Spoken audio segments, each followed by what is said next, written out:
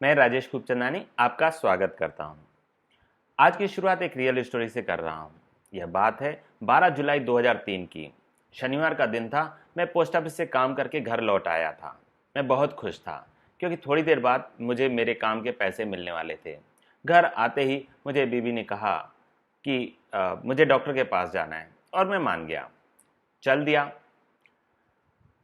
मुश्किल से 5 मिनट ही हुए थे कि हम दोनों की चीख निकल गई। हम दोनों ट्रक के नीचे थे। उसका चक्का हमारे ऊपर चढ़ने को था, पर थैंक गॉड उस चक्के में हमारी मोटरसाइकिल का गार्ड फंस गया और ट्रक वहीं रुक गया। पर हम दोनों को चोट बहुत आई थी। किसी ने सच ही कहा है कि एक्सीडेंट्स चेतावनी देकर नहीं होते हैं। उस समय मुझे समझ में आया कि मेडिक्लेम ही सत्य है, मेडिक्लेम ही सुंदर है और मेडिक्लेम ही सुनामी में सहारा है।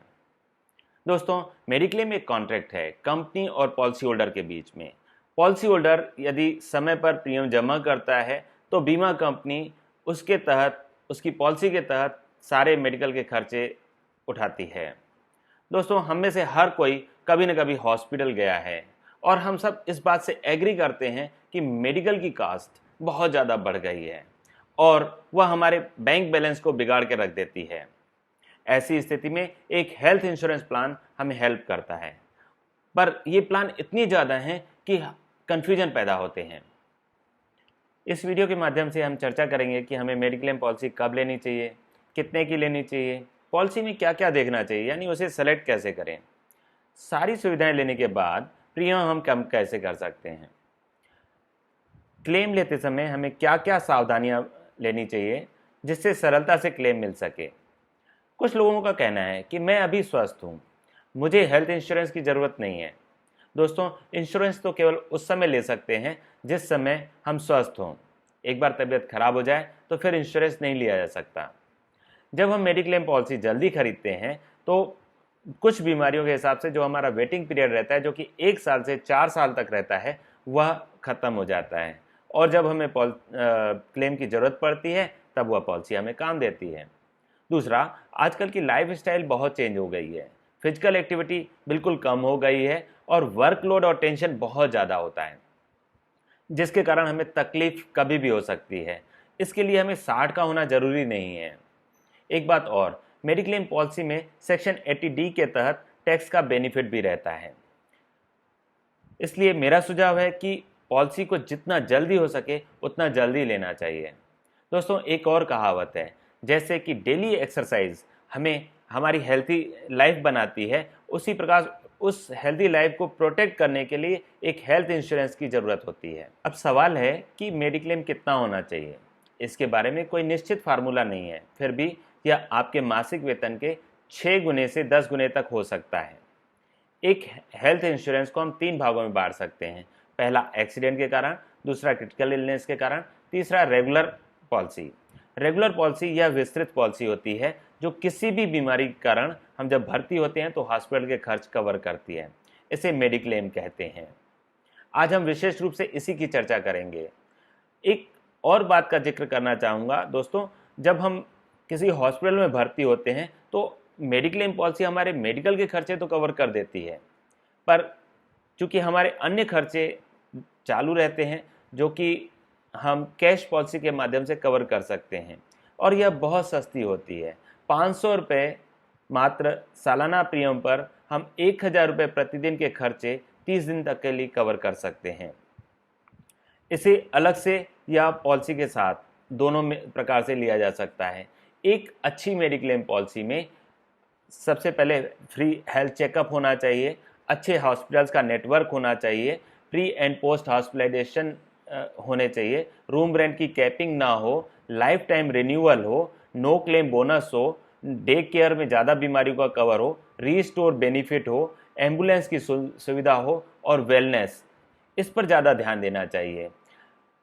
कुछ और चीज़ें हैं जैसे OPD cover, newborn baby cover, maternity cover, यह हर किसी को नहीं चाहिए रहता, पर ज़रूरत के हिसाब से आप ले सकते हैं।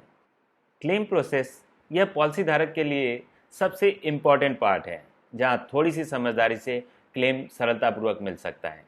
इसका फर्स्ट पार्ट होता है इंटीमेशन। इंटीमेशन हॉस्पिटल में भर्ती होने के बाद कंपनी या टीपीए को हमें इसकी जानकारी देनी रहती है। मेडिक्लेम में दो प्रकार से क्लेम कर सकते हैं, एक कैशलेस, दूसरा रिएम्बर्समेंट। कैशलेस के लिए हमें किसी नेटवर्क हॉस्पिटल में भर्ती होना पड़ता है, जहां हम अपने कार्ड, पॉलिसी बॉन्ड या प्रूफ दिखाकर भर्ती होते हैं। यह भी दो प्रकार का होता है, एक प्लान्ड, दूसरा इमरजेंसी। प्लान्ड में कुछ दिन पूर्व हम इंश्योरेंस कंपनी को अपनी सारी जानकारी देते हैं, उसके बाद कंपनी उसे स्वीकृत करती है और हॉस्पिटल को पेमेंट कर देती है। इमरजेंसी में यही कार्य हॉस्पिटल में स्थित हेल्प डेस्क करती है और सारे बिल्स, रिपोर्ट्स वगैरह इंश्योरेंस कंपनी को भेज देती है, जिससे बाद में हॉस्पिटल को पेमेंट मिल जाता है। दूसरा है रिएम्बर्समेंट। जब हम नेटवर्क हॉस्पिटल पे नहीं जाते हैं तो पहले बिल का भुगतान हम करते हैं और उसके बाद कंपनी से हम वापस लेते हैं। इसमें कुछ सावधानियों की ज़रूरत रहती है। जैसे ही कोई हमारा हॉस्पिटल में भर्ती होता है तो हमारा पूरा ध्यान उसकी ओर रहता है, जिसके कारण हम सारे बिल, रिपोर्ट, रसीद वगैरह इधर उधर रख देते हैं और बाद में क्लेम सबमिट करते समय हमें बड़ी दिक्कत होती है। यहाँ पर कुछ लोग एक बॉक्स ले लेते हैं, उस बॉक्स में सारे बिल्स, रिपोर्ट्स वगैरह डालते चले जाते हैं और फिर जब उसे सबमिट करना होता है तो सबको डेट वाइज लगा करके सबमिट कर देते हैं। यहाँ पर दो सावधानियों का और जिक्र करना चाहूँगा कि सारे बिल, रसीद को डेट वाइज लगाने के बाद उसमें नंबरिंग कर लें। नंबरिंग करने के बाद उसकी फ़ोटोकॉपी करवा लें, जिससे कभी कंपनी से अगर चर्चा करनी हो तो हम बता सकें कि फला नंबर पेज पर आपको वह पेपर मिल जाएगा। अब आती है क्लेम फॉर्म की बात। क्लेम फॉर्म दो प्रकार के होते हैं, part A and part B. Part A हमेशा पॉलिसी धारक को भरना रहता है। यहाँ पर कभी कभी हस्ताक्षर छूट जाते हैं, यह जरूर ध्यान दें, यह बहुत ही अनिवार्य रहते हैं। पार्ट बी, जो हॉस्पिटल से क्लेम फॉर्म फिल करवाना होता है, यहाँ पर ध्यान देना रहता है कि फॉर्म में, डिस्चार्ज कार्ड में, दोनों में डेट और टाइम प्रॉपर लिखा है कि नहीं, देख लें। ये कार्य हॉस्पिटल से निकलने के पहले कर लें, जिससे कि आपके अतिरिक्त चक्कर बच जाएंगे। लास्ट प्रोसेस है पेपर सबमिशन। सारे पेपर्स को डेट वाइज लगा करके संबंधित कंपनी या टीपीए को पेपर्स देने रहते हैं और कुछ दिनों बाद आपका पेमेंट आ जाता है। यहाँ पर एक और महत्वपूर्ण चर्चा कि हम पॉलिसी का प्रीमियम कैसे कम कर सकें। सपोज करो किसी को 10 लाख का मेडिक्लेम पॉलिसी चाहिए और एक प्लान 10 लाख का न खरीद कर अगर हम उसे 5 लाख का मेडिक्लेम प्लान और 5 लाख का सुपर टॉपअप प्लान खरीदते हैं, कवर पूरा 10 लाख का ही हुआ, पर ऐसा करने से उसके प्रीमियम कम हो जाते हैं। यह कॉम्बिनेशन कुछ भी हो सकता है, 3 लाख या 7 लाख अपने हिसाब से भी कर सकते हैं। नंबर 2, फैमिली मेंबर्स का एक साथ बीमा लेने पर कुछ फैमिली डिस्काउंट मिलता है, जो लगभग 10% के आसपास रहता है। इसलिए जितने मेंबर्स हो सकें उतने एक साथ लेने चाहिए। Number 3, floater policy. इसमें एक ही सम इंश्योर्ड में सारी फैमिली कवर रहती है, इसलिए यह इंडिविजुअल से सस्ता पड़ता है। यहाँ भी आप देख सकते हैं। मुझे उम्मीद है कि इसमें कुछ नई जानकारियाँ मिली होंगी। यदि आपको मेडिक्लेम संबंधित और कोई जानकारी चाहिए या आप चाहते हैं कि आपकी पॉलिसी को हम मैनेज करें, तो मेरे मोबाइल नंबर 9827220432 पर SMS करें। मेरा वीडियो देखने का शुक्रिया। आप हमेशा स्वस्थ रहें, हमारी शुभकामनाएं।